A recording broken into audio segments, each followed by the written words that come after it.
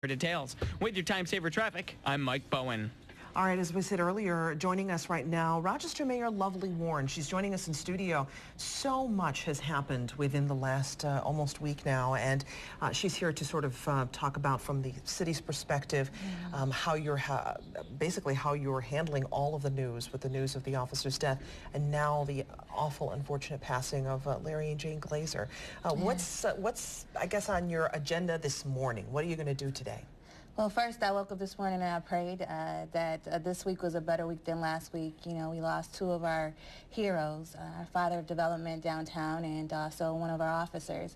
And, you know, we'll go in today and make sure that all the funeral arrangements and everything is ready for the family of Officer Pierson and all the people that are coming in, and also talk about next steps when it comes down to development and looking at the projects in our center city. Speaking of Officer Pierson, I was at the news conference Thursday, and Norma said it best. You were forceful with your words and in how you address this. Are you as set today in confronting crime in our city as you were Thursday? Are the same emotions with you today? Oh, absolutely. I think that we have to really look at how we are you know, dealing with parolees that are returning into our community. We need to meet with our state leaders and talk about that issue. We know that there is an issue there. This is the second time a parolee has done something like this, and I think that is something that we need to discuss. I think that when it comes down to illegal weapons and guns, we need to renew our spirit and working with the people that have been working on this for a long time, like Project Exile and Gary Mervis and many of our law enforcement officials. It's going to be a process. It's not something is ready to put forth all the effort that we need to do collectively, because this is not something that our officers are going to be able to do by themselves. It's going to take a community effort, and I think that everyone is on board to make sure that that happens. And speaking of that community, your words were so forceful. You said, look, if we cannot stop you if you are intent on causing chaos in our city, but if you pull that trigger, you will be held responsible. You were forceful, but at the same time, you're having to also help a city heal. So how has Rochester responded? I know you know, we don't want Ferguson, right? We're not Ferguson, we're Rochester. How has the community responded so far, and have you been surprised? No, I think that we've always had a very giving community and a community that wraps around each other. And our clergy, from our clergy to just average people on the streets, have really been supportive in saying, look, we're ready to get through this. We're going to do whatever we need to do. You let me know, Mayor, what you need from me. I am willing to step up and do whatever it is.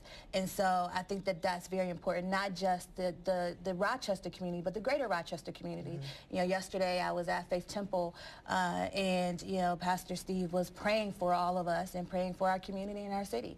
And I think that that's what it's going to take, a collective effort, everyone understanding that so goes the city of Rochester, so goes the county of Monroe. I think that you know, when it comes down to dealing with and forcefully saying, if you do this, I think that our officers since January, for anyone that has committed murder, and they have been charged except for in one case. And I think that that's what people need to see, that we're not going to allow you to do this and walk around on our streets freely. You will be held accountable for your actions, and we're going to make sure that we work with those people that are in our neighborhoods to make sure that they give us the information that we need so that we can hold you accountable as much as the law will allow us to. I don't know what happened Wednesday night. We're going to have to wait to see, to get all the details. Do you think, though, after Ferguson, we're going to see more pushback on the streets of Rochester against police? No, I think that that is a completely different situation, and it's not, you know, here we have apprehended the suspect that killed the officer, that and he has been charged. He will go before the grand jury today. I mean, we don't have a situation where we don't know who did this, where that person is not in custody, and we're trying to figure this out.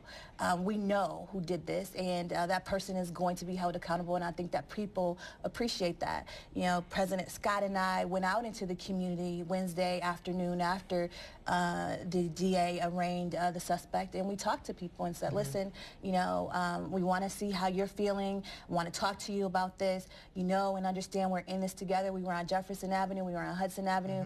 We had an opportunity to go and visit the innocent bystander that was shot as well. But I think that it takes us community leaders coming together and saying to the community at large, we're here to help, but this is not a us versus them thing. We're all in this together. Our officers, they put on their uniform every day to go out and to protect and to serve. That is their job. And, you know, people have talked about, well, what's the difference here? Well, you have an officer that his job was to go out there and to protect and to serve, and he lost his life doing that job. And he's a young father. Yeah. We are going to take a break. We're going to wrap up. And can you stick around for a little bit? Because we'd like to ask you some more. I know that there's so much work that has to be done now to discuss what's next after the passing of Larry Glazer and Jane Glazer, the very generous Glazer family. So we want to talk about that when we come back. So thank you for sticking around, Mayor. We appreciate it. You're welcome. We'll be right back.